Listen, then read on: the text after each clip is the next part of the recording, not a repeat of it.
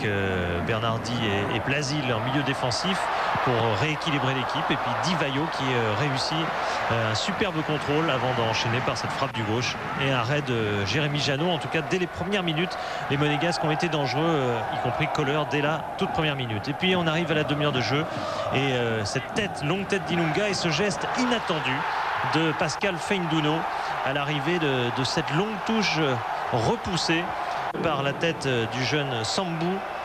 Et Feindouno très étonnant d'équilibre. Regardez la tête de Sambou et Pascal Feindouno.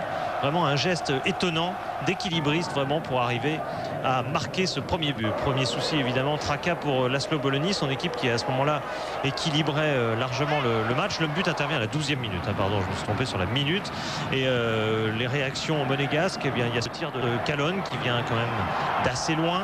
Et puis il y a une très très bonne période stéphanoise, une vingtaine de minutes durant lesquelles les Stéphanois dominent dans l'ensemble. On arrive sur la toute fin de la première période avec plusieurs actions litigieuses et notamment ça se termine, il y a eu un geste d'Ilan auparavant et puis il y a celui-ci de Calonne qui est pas très net du tout même sur Vincent Ognon.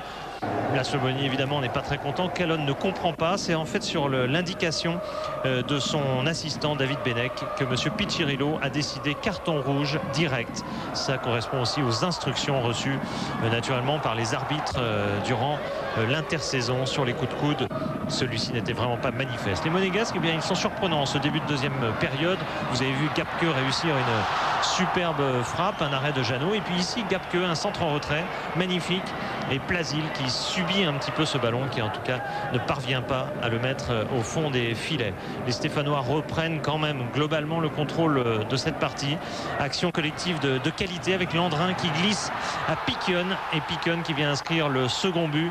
Cette fois-ci à 10 minutes de la fin, ça paraît trop difficile pour Monaco, réduit à 10 et maintenant mené 2-0 avec des gestes ici à droit de la part des joueurs stéphanois avec cette passe du bout du pied de Landrin et ce pointu efficace du gauche de Piquion qui avait déjà marqué contre Sochaux, qui marque donc son deuxième but déjà de la saison et qui semble assurer une victoire maintenant assez nette pour Saint-Etienne alors qu'il reste 10 minutes à jouer, que les Stéphanois ont encore des possibilités de contre-attaque où ils gardent le ballon longuement autour de Gomis, autour de Feindouno. Ici c'est Gomis qui est rentré à la place de Piquion et qui réussit une frappe le long du poteau de Roma.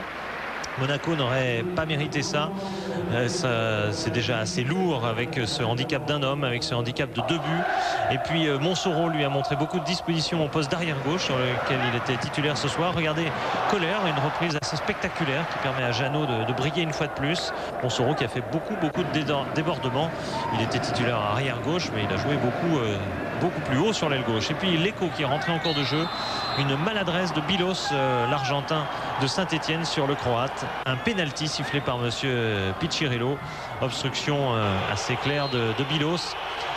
Gérard qui est rentré lui aussi en jeu prend à contre-pied Jérémy Janot. Il reste à cet instant 6 minutes en comptant les arrêts de jeu et les Monégasques se replacent. Ils ne sont qu'à un but, ils sont menés 2-1 et ils vont pousser toutes les dernières minutes, faire tous les efforts nécessaires avec Maurice Bellet, un long ballon dans le paquet, une tête de Givet, une autre de Colère, une menace donc entretenue jusqu'au bout sur Jérémy Janot et les Stéphanois. Mais à l'arrivée c'est la victoire de Saint-Etienne, 2-1 qui plonge évidemment Laszlo Bologna dans la perplexité. 2 défaites pour Monaco en ce début de saison.